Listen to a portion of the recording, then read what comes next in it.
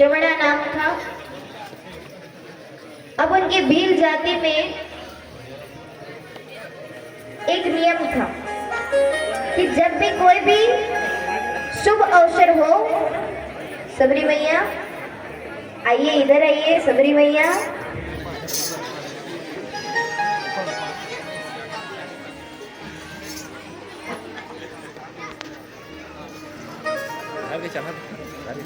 सबरी मैया जो है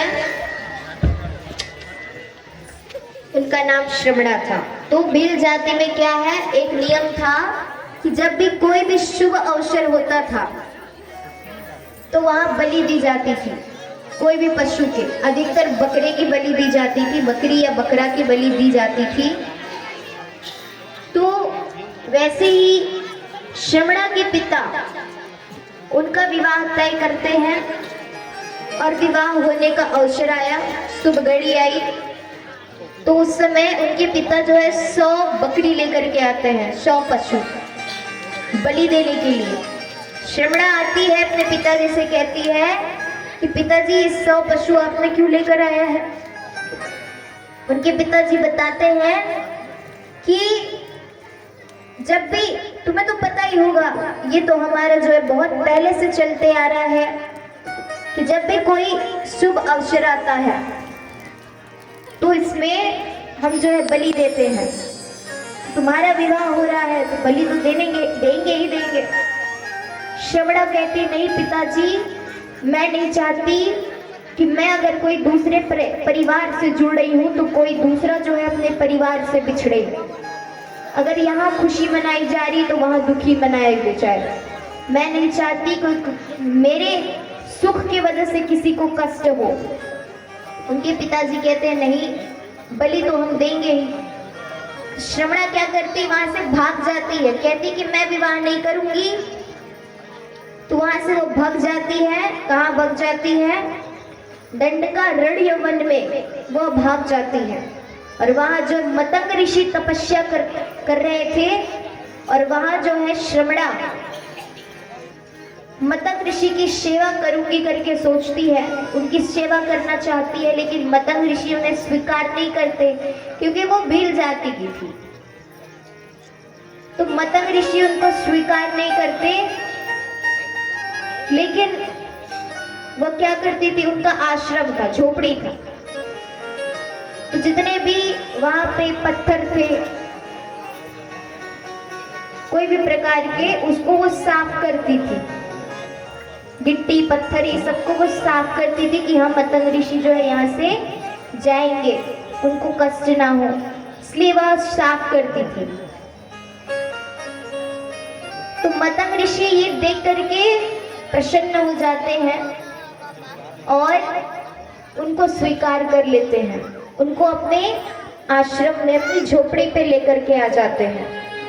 मतंग ऋषि को ये पता था कि उसकी मृत्यु की समय निकट आ चुकी है, उसकी मृत्यु होने वाली है।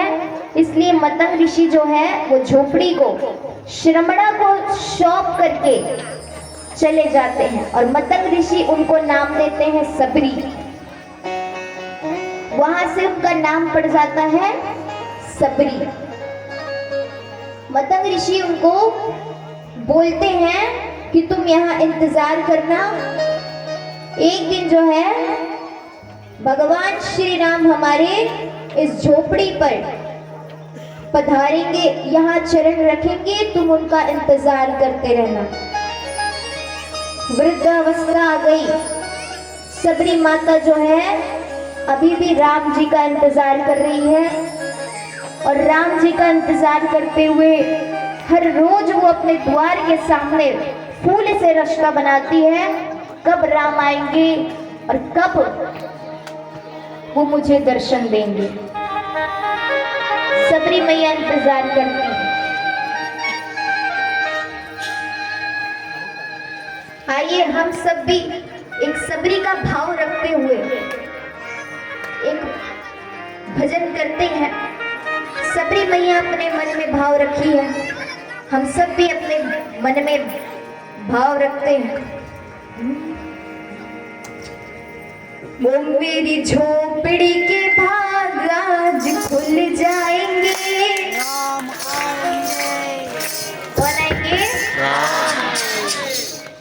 सभी को बुलाना है ना राम अपने घर में। जिस प्रकार से सबरी मैया उनका इंतजार कर रही है, वैसे ही हम भी इंतजार करेंगे। एक न एक दिन प्रभु हमारे घर भी आएंगे। मेरे साथ सब बोलेंगे, मेरी झोपड़ी के भाग आज खुल जाएंगे। दोनों हाथ उठाकर बोलना है, ओ राम आएंगे आएंगे राम आएंगे। बोलिए, चलिए राम जी आ रहे हैं, बुलाते हैं, मन में भाव रखिए। ओ मेरी झोपड़ी के भाग आज खुल जाएंगे राम आएंगे। मेरी झोपड़ी के भाग आज खुल जाएंगे राम आएंगे। मेरी झोपड़ी के भाग आज खुल जाएंगे राम आएंगे। मेरी झोपड़ी के भाग आज खुल जाएंगे राम आएंगे। ओ राम आएंगे आएंगे राम आएंगे। ओ राम आएंगे आएंगे राम आएंगे। राम आएंगे आएंगे राम आएंगे। ओ राम आएंगे आएंगे राम आएंगे। मेरी झोपड़ी के भाग आज खुल जाएंगे राम आएंगे। मेरी झोपड़ी के भाग आज खुल जाएंगे राम आएंगे।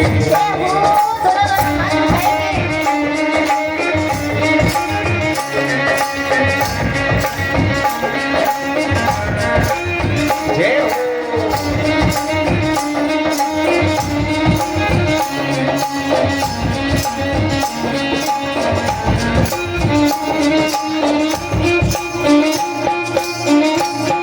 जय रामचंद्र भगवान की।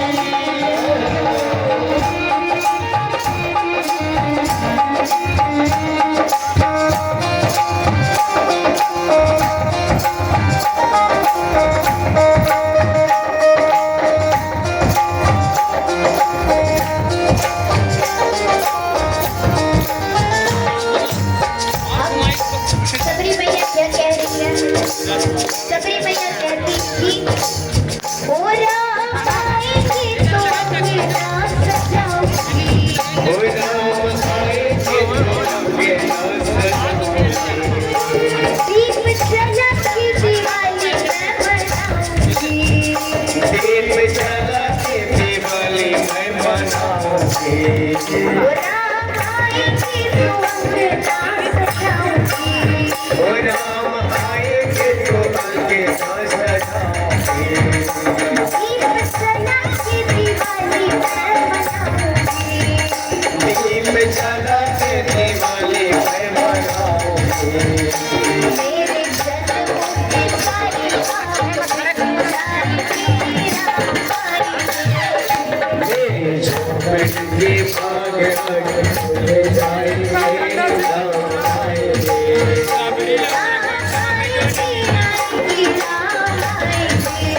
ओ राम आएंगे आएंगे राम आएंगे।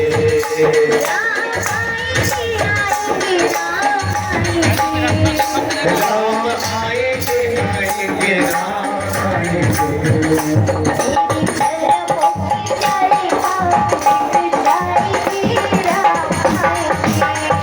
मेरी झोपड़ी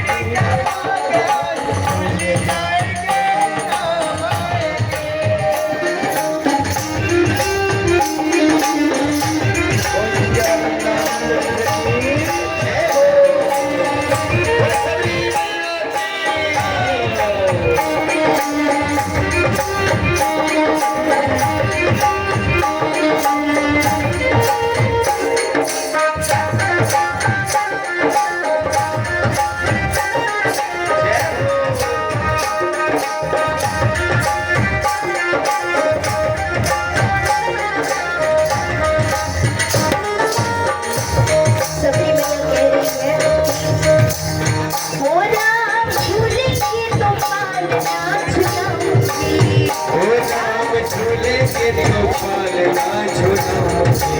ओ राम झूलेंगे तो पालना झूलाऊंगी। ओ राम झूलेंगे तो पालना झूलाऊंगी। मीठे मीठे मैं भजन सुनाऊंगी। ओ मीठे मीठे मैं तो भजन सुनाऊंगी। मेरी जिंदगी के सारे दुख मिट जाएंगे, राम आएंगे।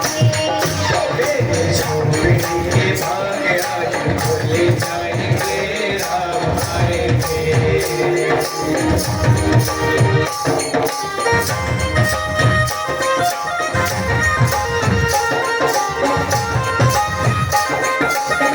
जय हो सबरी मैया की जय।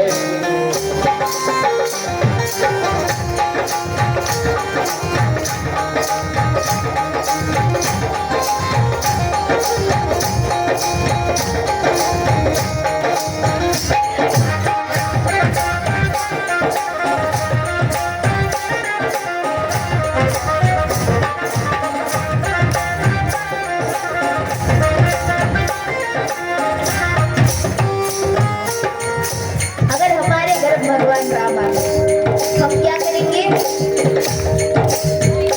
मैं तो रुचि रुचि भोग लगाऊंगी। ओ मैं तो रुचि रुचि भोग लगाऊंगी। माखन मिश्री मैं शाम को खिलाऊंगी। माखन मिश्री मैं शाम को खिलाऊंगी। मैं तो रुचि रुचि भोग लगाऊंगी। मैं तो रुचि रुचि भोग लगाऊंगी। माखन मिश्री मैं शाम को खिलाऊंगी। माखन मिश्री मैं शाम को खिलाऊंगी। राम सुंदर मेरी किस्मत चमक जाएंगी, राम आएंगे। ओ मेरी झोपड़ी के भाग आज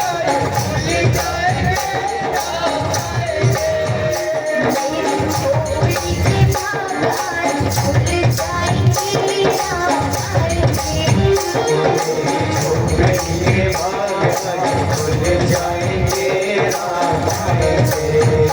राम आएंगे आएंगे राम आएंगे।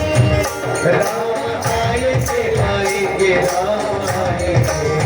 ओ राम आएंगे आएंगे राम आएंगे।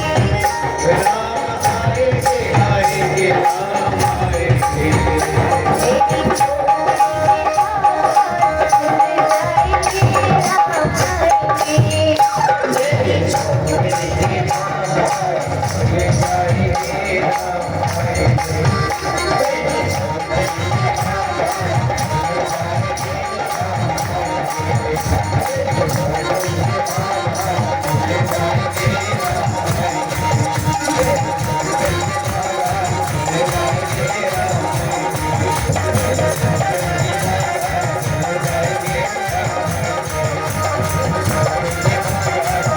जाएंगे राम आएंगे। बोलिए श्री रामचंद्र भगवान की। इस प्रकार से भगवान राम एक दिन आ ही जाते हैं माता सबरी के झोपड़ी पे, और माता सबरी जो है उनके पास देने के लिए, भोग लगाने के लिए कुछ भी भोजन नहीं रहते। माता सबरी झूठे बेर भगवान को खिलाती है, और भगवान जो है माता सबरी के झूठे बेर को खाते हैं, वे उन्हें ग्रहण करते हैं। माता सबरी भगवान श्री राम को कहती है, इतने दिन हो गए, इतने वर्ष बीत गए प्रभु, आज आपने मुझे दर्शन दे दिया और आपका दर्शन पा करके मैं धन्य हो गई।